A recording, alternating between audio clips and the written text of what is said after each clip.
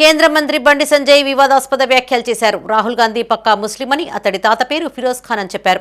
రాహుల్ తల్లి క్రిస్టియన్, రాజీవ్ గాంధీ తండ్రి ముస్లిం అయినప్పుడు రాహుల్ గాంధీ పక్కా ముస్లిమే అవుతాడని వ్యాఖ్యానించారు. 2004లో నరేంద్ర మోడీని బీసీని చేసింది అప్పటి కాంగ్రెస్ పార్టీ అని గుర్తు చేశారు. ఆ సమయంలో రేవంత్ రెడ్డి టీడీపీలో ఉన్నారని ఎద్దేవా చేశారు. కరీంనగర్లో జరిగిన స్వదేశీ మేళా ముగింపు కార్యక్రమంలో పాల్గొన్న బండి సంజయ్ ఈ వ్యాఖ్యలు చేశారు. ఇవాళ నన్ను కూడా బీసీ అన్నప్పుడు నేనేమన్నంటే మరి రాహుల్ గాంధీ గారు ఏ మతము, ఏ కులము, ఏ జాతి, ఏ దేశము, రాహుల్ గాంధీ గారి తాత పేరు అయిపోయింది ఫిరోజ్ ఖాన్ గాంధీ.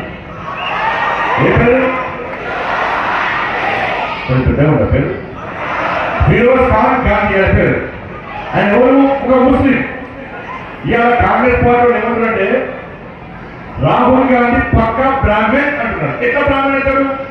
రాహుల్ గాంధీ తల్లి ఏమో క్రైస్తవురాలు. ఎవరు? ఏం పేరు?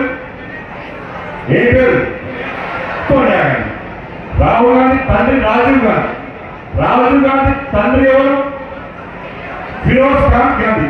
ఫిరోజ్ ఖాన్ గాంధీ ముస్లిం అయితే రాజీవ్ గాంధీ ముస్లిమే. మరి రాజీవ్ గాంధీ ముస్లిం అయితే రాహుల్ గాంధీ ఎవరు? ముస్లిమే కదా. కాంగ్రెస్ బ్రేకింగ్ చూసిన టీవీలలో అరే తండ్రి మతము కొడుకు వస్తుంది, తండ్రి జాతి కొడుకు వస్తుందంటే నేను కాంగ్రెస్ గదే అడుగుతున్నా. రాజీవ్ గాంధీ తండ్రి ముస్లిం అయినప్పుడు రాజీవ్ గాంధీ ముస్లిం అవుతాడు.